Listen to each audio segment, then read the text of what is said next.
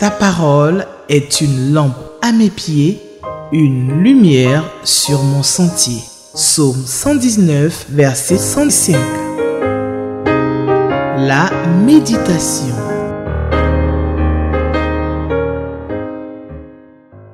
Chers bien-aimés, je voudrais vous saluer au nom de celui qui a vaincu la mort, au nom de celui qui est sorti du tombeau et qui est assis à la droite de notre Père et qui intercède pour nous chaque jour. Lui qui nous a tracé un chemin nouveau, un accès au trône de la grâce, au sanctuaire de Dieu, dans la présence bienfaisante et apaisante de notre Dieu. Ce jour encore, le Fils bien-aimé du Père nous donne d'avoir accès à une connaissance plus approfondie de son Père à travers la méditation de Hébreux chapitre 4, versets 1 à 13. Les questions numéro 2 et numéro 7 de notre guide de méditation nous aideront dans cette quête de recherche, de profondeur, d'élargissement de notre communion avec Dieu. Comme d'habitude, nous allons prier, bien-aimés, avant de lire et avant de méditer la bonne parole de notre Dieu. Nous prions. Notre Dieu, notre Père, nous ne cesserons jamais de te louer, de t'adorer pour cette œuvre magnifique que tu as opérée pour nous, en nous permettant d'avoir chaque jour accès à ta présence, au trône de Dieu, afin de le connaître, afin d'approfondir notre communion avec lui. Béni soit ton nom ce jour pour ta parole que nous allons méditer et qui va nous donner la paix du cœur, qui va nous donner la joie, qui va nous donner, notre Dieu, le repos dont nous avons besoin. Nous voulons te prier par ton Esprit Saint de nous aider à comprendre ta parole, à la vivre et à la pratiquer chaque jour. Merci, notre Dieu, d'être avec nous. Merci de nous conduire au nom puissant de Jésus. Amen. Nous lisons Hébreux chapitre 4, versets 1 à 13. Ainsi donc, bien-aimés, pendant que la promesse d'entrer dans le repos de Dieu est toujours en vigueur, craignons que l'un d'entre vous ne se trouve coupable d'être resté en arrière. Car nous aussi, nous avons entendu la bonne nouvelle tout comme eux. Mais le message qu'ils ont entendu ne leur a servi à rien, car ils ne se sont pas associés par leur foi à ceux qui l'ont reçu. En effet, c'est nous qui croyons qui entrons dans ce repos, conformément à la parole de Dieu quand il a dit « C'est pourquoi, dans ma colère, j'ai fait ce serment, ils n'entreront pas dans mon repos. » C'est ainsi que Dieu a parlé, alors que son œuvre était achevée depuis la création du monde.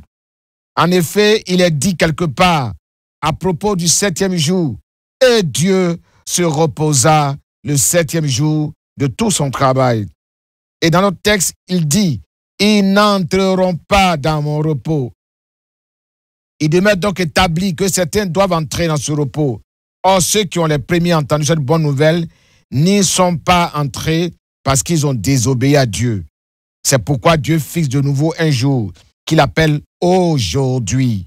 Lorsqu'il dit, beaucoup plus tard dans les psaumes de David, ces paroles déjà citées, « Aujourd'hui, si vous entendez la voix de Dieu, ne vous endurcissez pas. » En effet, si Josué avait assuré le repos aux Israélites, Dieu ne parlerait pas après cela d'un autre jour.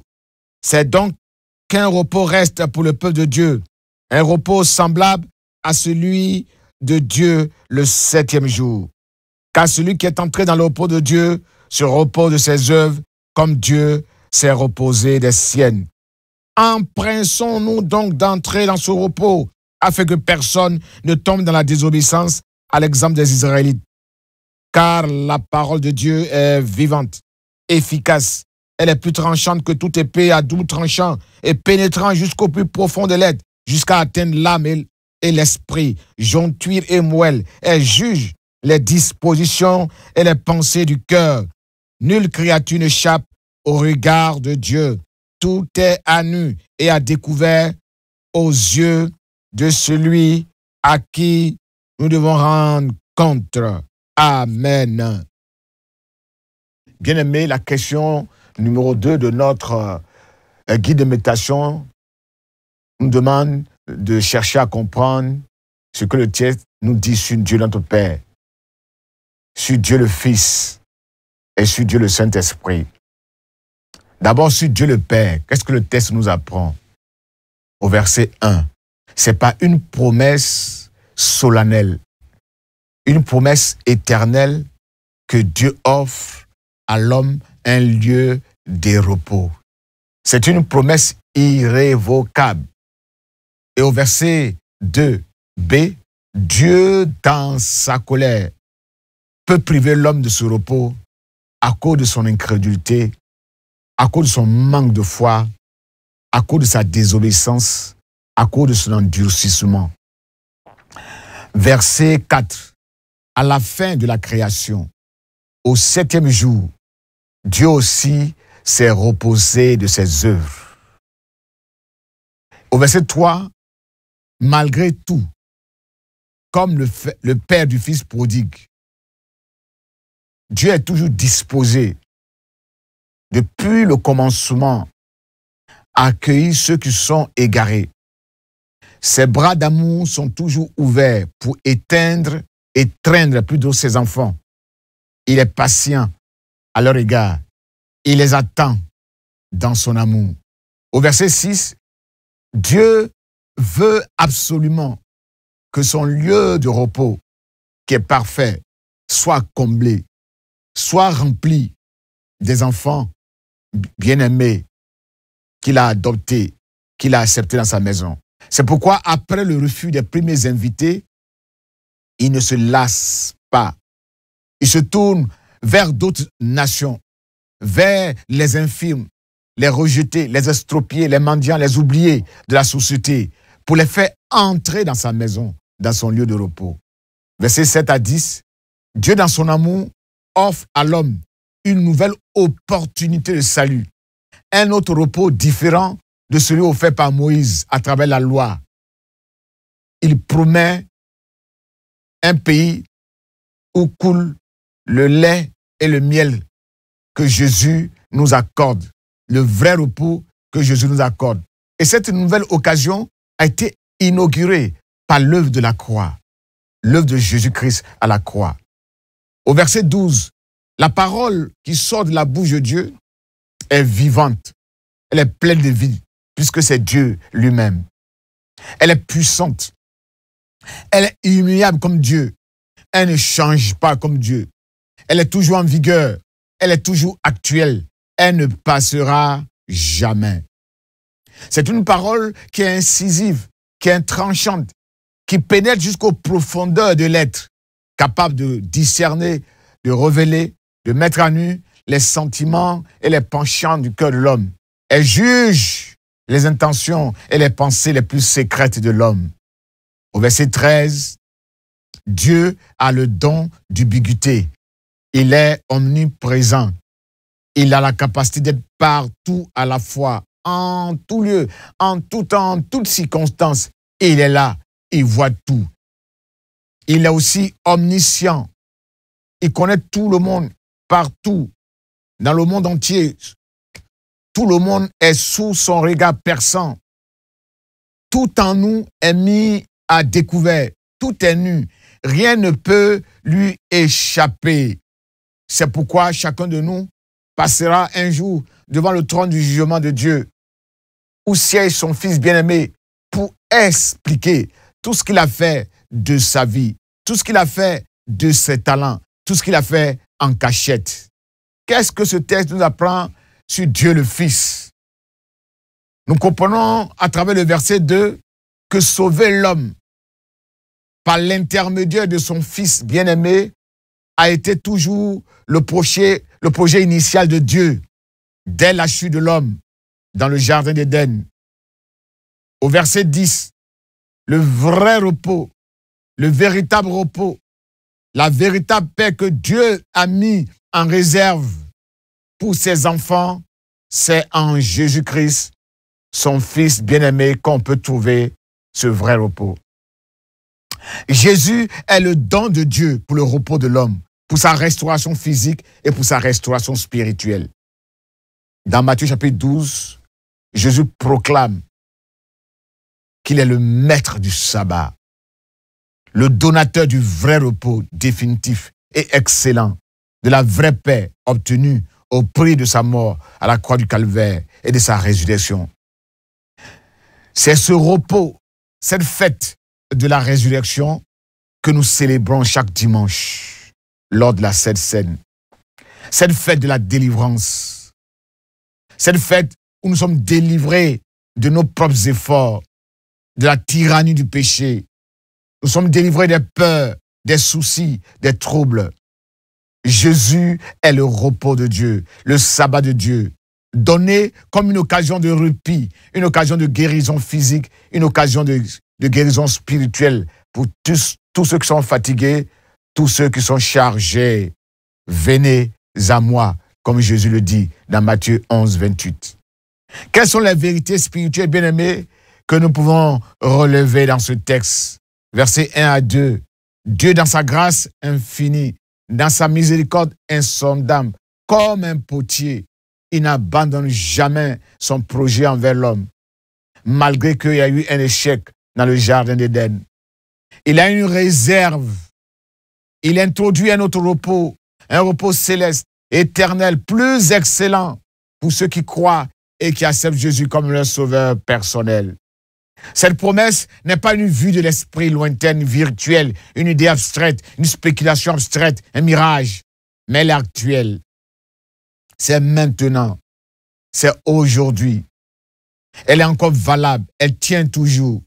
C'est une réalité concrète, palpable, que nous avons expérimentée, que nous avons vue, que nous avons touchée. C'est une personne, c'est la parole qui a été faite chair, Jésus, et qui est venu parmi les hommes pour nous éclairer, pour nous conduire sur la voie de la vérité. Au 7e jour de sa création, Dieu cessa toute activité. Il se reposa en exprimant sa satisfaction, sa fierté et sa joie. Dieu vit que tout ce qu'il avait créé était très, très bon. Dieu était pleinement satisfait de son œuvre. En l'invitant à participer à son repos, Dieu a ainsi honoré l'homme, l'image de lui-même, sa créature parfaite, qu'il a placée à la tête de la création. Hébreux 4, versets 1 à 13. Par la rébellion, l'incrédulité, la désobéissance, l'homme a méprisé, l'homme a bafoué cet honneur d'entrer dans le repos de Dieu, de participer à sa félicité, à sa joie, à son bonheur. En effet, la joie du Seigneur est aussi notre force, notre consolation. Nous comprenons maintenant que le repos de Dieu, sa paix, sont une récompense de Dieu. Et on ne peut les obtenir que par la foi. C'est la foi qui chasse l'agitation, le doute, les hésitations. Et l'agitation, les doutes aussi chassent la foi. Et la méchanceté prend le cœur de l'homme et produit ce qu'on appelle l'incrédulité, ennemie de la foi. Marc 7, 21.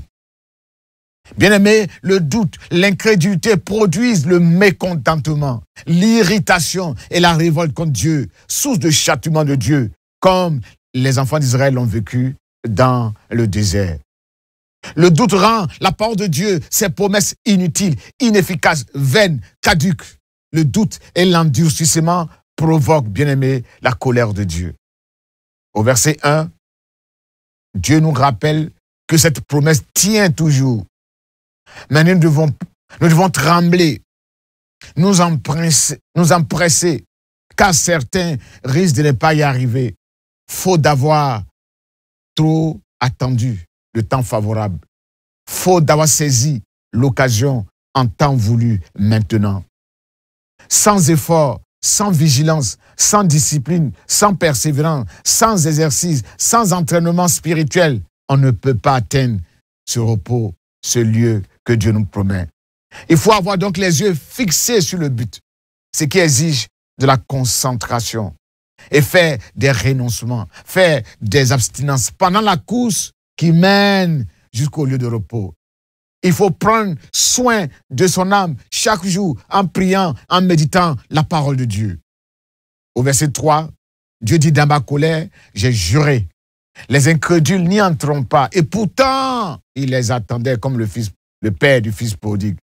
Comme je l'ai dit, ses bras d'amour sont grandement tendus, ouverts, prêts à les accueillir dans son repos. Comme il l'a annoncé depuis le commencement du monde, quand le péché est entré dans le monde. Il dit, la descendante de la femme, Jésus-Christ, la descendante de la femme, t'écrasera, afin que le repos éternel, le repos excellent soit accordé à l'homme, l'image de Dieu.